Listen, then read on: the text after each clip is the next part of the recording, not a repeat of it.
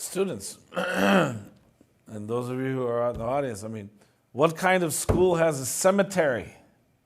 I should share with you something. Boarding schools with cemeteries. Now, as the film reveals, the children were generally forbidden to speak their native languages. They were taught Christianity instead of their native religions, and in numerous other ways forced to abandon their identity and adopt European American culture. And tragically, many cases of mental and sexual abuse were documented. But ultimately, the forced boarding school era will come to an end in the 1930s. But meanwhile, in the 1924, Congress is going to grant Native peoples citizenship status. So if we can put Native citizenship in 1924, that's very important. Under the 1924 Act, Indigenous people did not have to apply for citizenship anymore in the United States, nor did they have to give up their identity as Native peoples to become a U.S. citizen.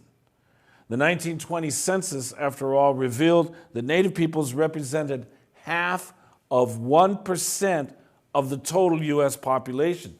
So they were no longer a threat. And so it's going to happen because they were no longer a threat to U.S. society. In the American imagination, they became mascots. Because after all, they're not threatening American way of life.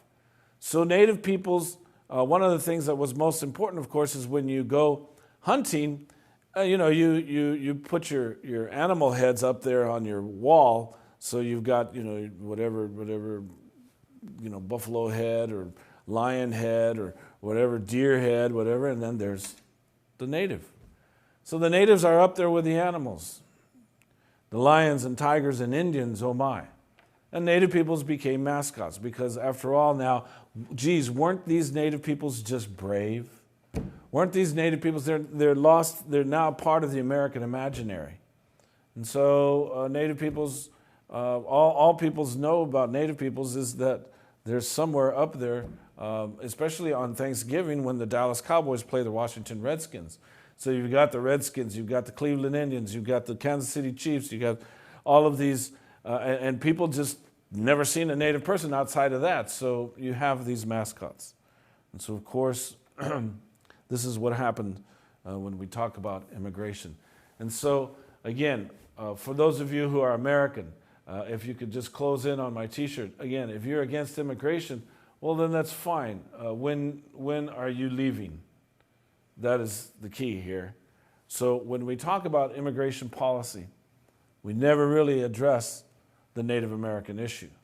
But yet it is Native Americans that made room for everybody else. They were forced to make room for everyone else.